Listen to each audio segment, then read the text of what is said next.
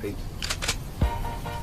Of what's true in mathematics is not governed by rules. Try to solve it yourself. Don't look at the answers. Don't cheat. Keep on thinking about a problem until you figure your way out by yourself. Then, so you have to be patient. You have to keep on paying attention. Being patient and keeping attention on one subject is very important. And during this mindfulness, you'll find yourself encountering with your own mind. But the point of universal computation is that you can have a single universal machine that can be programmed to do any kind of computation. And that's what makes software possible, and that's the foundation for essentially all computer technology today. But okay, the principle of computational equivalence has many implications, but one of them relates to universal computation. It says that not only is it possible to construct a universal computer, but actually it's easy. In fact, pretty much any system whose behavior isn't obviously simple will manage to do universal computation. Well, it turns out that in the computational universe, one finds that lots of systems aren't computationally reducible. Instead, they're irreducible. There's no way to work out what they will do in any reduced way. There's no choice but just to trace each step and see what happens. It says that simulating yourself is either slower, less detailed, chancier, or all of the above than actually being yourself. Which says that to predict with certainty what you will decide to do an hour from now takes more than an hour. It takes more computational resources, because this is true whether the universe is deterministic or probabilistic, irregular, chaotic, classical, quantum mechanical, these are games. Are you a decider? So are you making a decision? Can you model your behavior and maybe that of other things around you? And then the last one is, can I predict my own decisions? And that, of course, is a trick question because you won't be able to do this. If you answer the first two questions correctly, you cannot do the third. This is just a mathematical theorem about anything that is trying to predict itself. Now, a general principle which may explain all of this stuff is the metric of entropy, or the measure of order or disorder. So the idea I want to submit is that on this kind of dimension of entropy, this sort of dimension of order essentially, there's a kind of sweet spot. So these are ideas that are talked about a lot at the moment in cognitive neuroscience and systems neuroscience. There's a kind of perfect place. There's a perfect balance between kind of formlessness or complete disorder and complete stability, but so stability to the extent, or order to the extent, that the system then becomes inflexible. So for consciousness to be poised in this kind of optimal place where we can scrutinize the world in the best way, learn the nature of the world in the most optimal way, and yet retain flexibility given that the world is changeable, then there's a kind of sweet spot where the system has to be, where it's perfectly balanced between disorder and order. These famous mathematicians and physicists that, like, when they wanted to solve some problem, the key is they think about, okay, I'm going to solve that problem, and then next step, stop thinking about it and let it percolate. Get the mind out of the way, let the subconscious, metaphorical, perhaps it's limbic, let that system work on it, and then spontaneously it will start. And that's what we talk about, this entropic brain function. You get into these other stages of possibilities where they're like avalanches of networks start happening. Things start coming together in ways that your mind can't keep up with, but that we're actually designed to do those things. Take even a very complicated feed-forward system, there is nothing it is like to be that. You can show this because recursively nothing can act back on itself, and therefore there is nothing there. We can use it, but it doesn't feel like anything.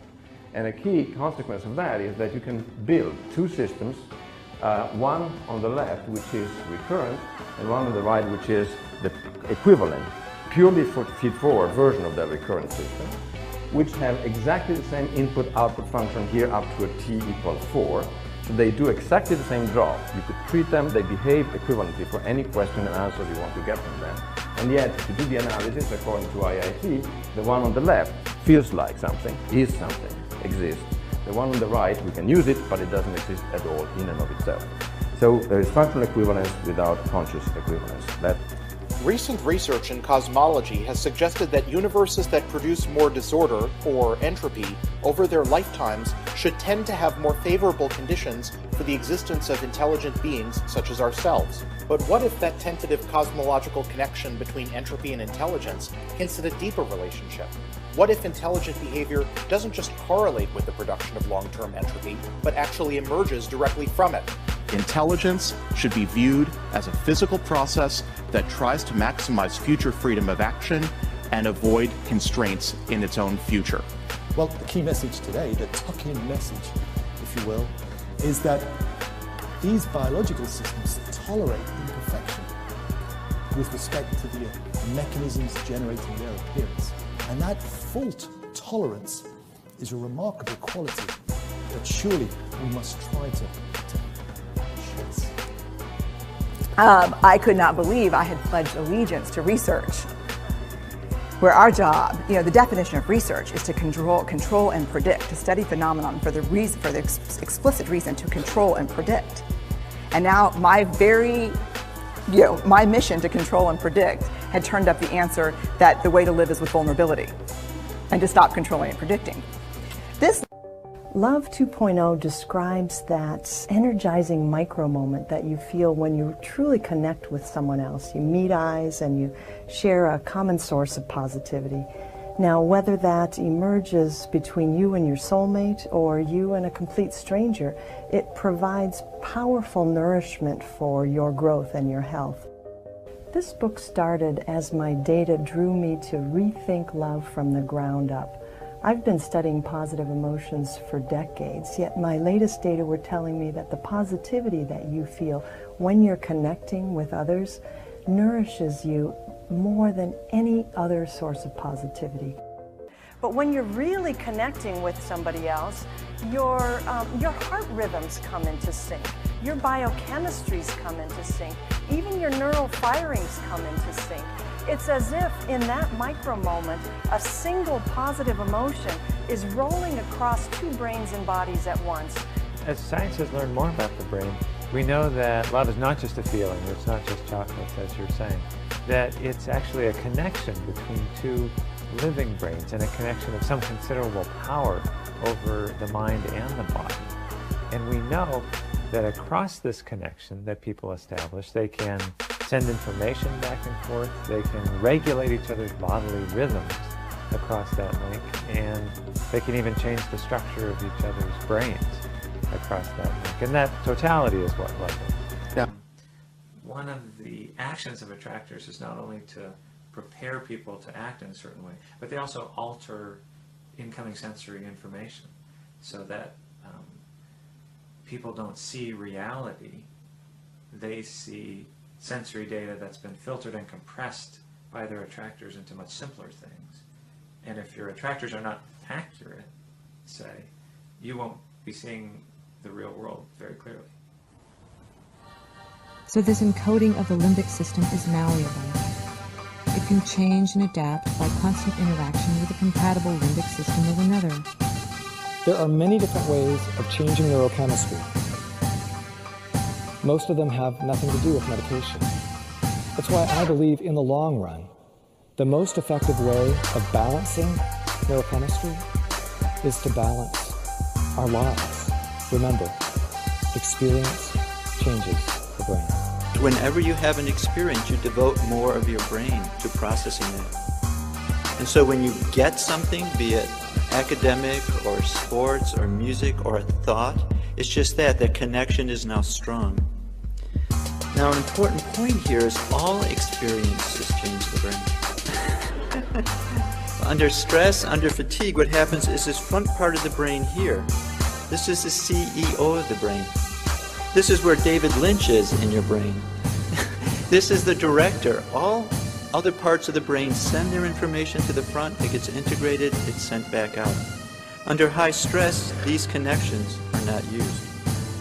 I wouldn't necessarily ask for more stressful experiences in my life, but this science has given me a whole new appreciation for stress. Stress gives us access to our hearts. The compassionate heart that finds joy and meaning in connecting with others. And yes, your pounding physical heart working so hard to give you strength and energy. And when you choose to view stress in this way, you're not just getting better at stress, you're actually making a pretty profound statement. You're saying that you can trust yourself to handle life's challenges. And you're remembering that you don't have to face them alone. And your heart is pounding and you're sweating. If you're able to remember that, okay, well, this anxiety is distracting or distressing, but I also know that that anxiety, the heart pounding, is my body trying to give me energy, that in some way my body and brain are trying to rise to the challenge. Literally just remembering that 5 seconds when you're experiencing anxiety can transform that anxiety into a physiological state that actually gives you more energy, that actually gives you more confidence. In many circumstances, the data are that optimistic people get depressed at only half the rate when setbacks occur, that optimistic people do better than expected on the sports field, in grades, and in many kinds of work, that optimistic people have yeastier immune systems, they're less likely to die of cardiovascular disease, and that descriptively optimistic people are generally liked better. It turns out if you take pessimistic people, depressive people, of which I'm an example, and you teach them principles of recognizing the catastrophic thoughts they're saying to themselves. This interview is going terribly. I've really lost my touch. And then arguing against it. No, you know, Joe's been laughing and smiling at my jokes throughout. Then it turns out you can make people permanently, lastingly more optimistic. All of the kids were given a third and final test. Now this test was the same level of difficulty as the first one, but check out the results. The group that was praised for their intelligence actually did worse on this test than the first one. Their average score actually dropped by 20%, while the group that was praised for their effort did significantly better, raising their average score by nearly 30%. This is a 50% difference in performance that was caused by a few subtle differences in the way that they were praised. This study shows how praise can either make or break a child's development. I mean, we all do it. We all want to be positive with the children we work with, so teachers, coaches, parents are always looking for ways to support their kids and tend to praise them quite a bit. So we need to look at research like this and realize, okay, praise is a good thing and there's nothing wrong with being positive, but we need to be very careful about praising someone's intelligence or abilities and focus more on the process and the effort that they put forth. So I envision the future of the world where the ownership of the data should be completely returned to the individuals. So all my personal data, all my behavior data, all my online data, all my genomics data, all my medical records, everything should be owned by the individual, and the privacy should be completely protected.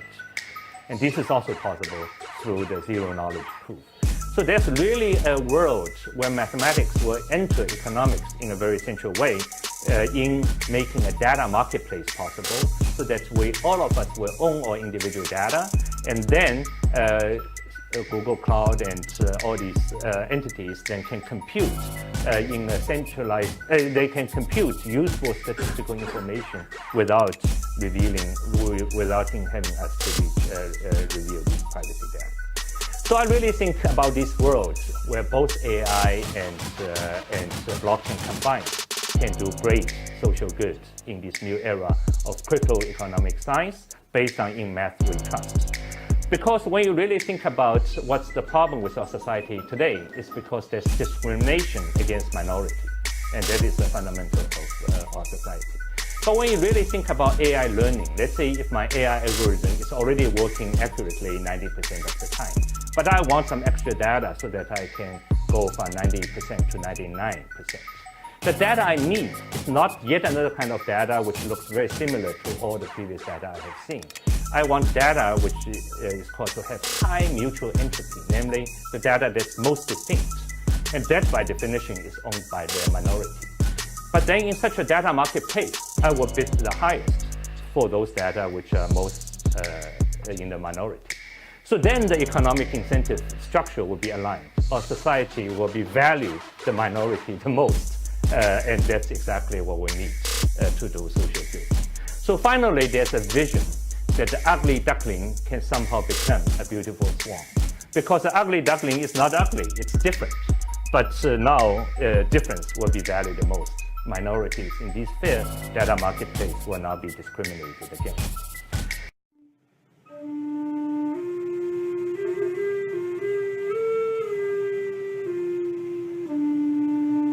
Let's say we had the omnipotent AI, so to speak, that was able to, where we turn over the control of the central bank to the AI, we turn over all these other things to the AI. Then the question is, we say to the AI, now do the right thing. What Gödel's theorem shows is that that will never work. The fact that the universe is a giant computer means that there are features of the universe and things that are going to happen that we'll never be able to predict, even if we use the entire universe to predict them. Because it means that there are things that are going to happen where the only way to find out what's going to happen is just to wait and see. The really meaningful reality is the higher level thing. It is exactly us and our consciousness and so on. And whether it's quarks or schmorks or something else is actually quite secondary. We have an existence then which is somewhat substrate independent. And I think that's also a very empowering idea. It works exactly because it's all mathematical, yes. The most effective way of balancing neurochemistry is to balance our lives. Remember, experience changes the brain. And to me, the value of the science is that it increases awareness, so we understand just how powerful those things are, and that the time we spend with our friends and family is not the stuff we do after we've done the important stuff, but it is the important stuff.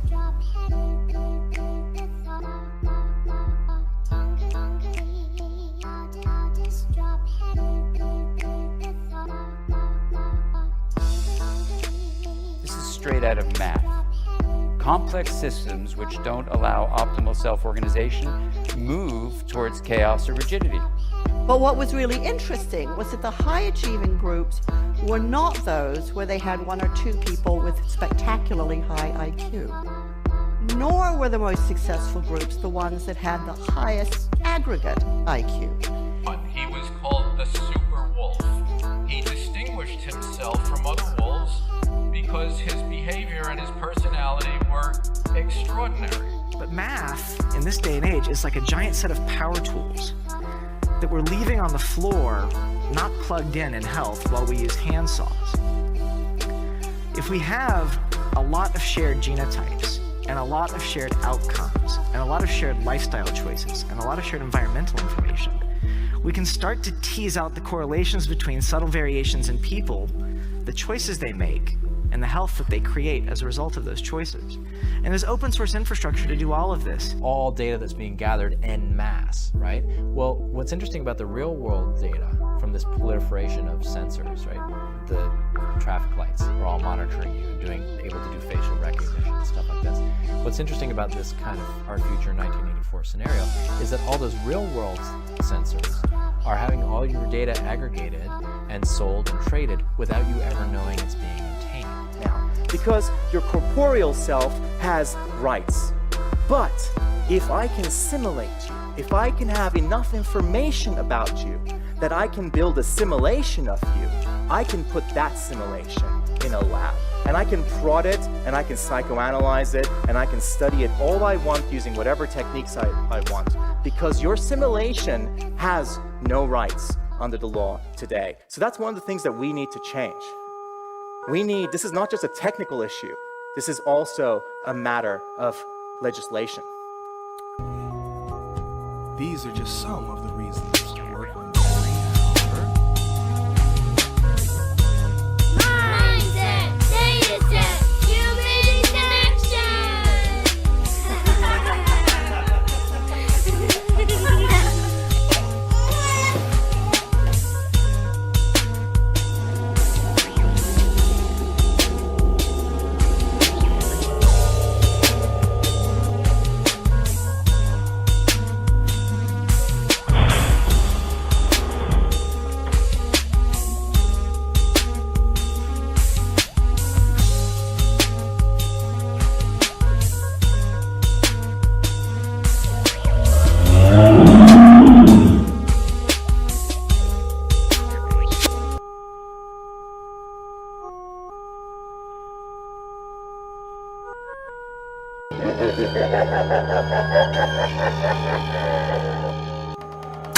Everybody and their mama acting vicious, but dope. I'm picking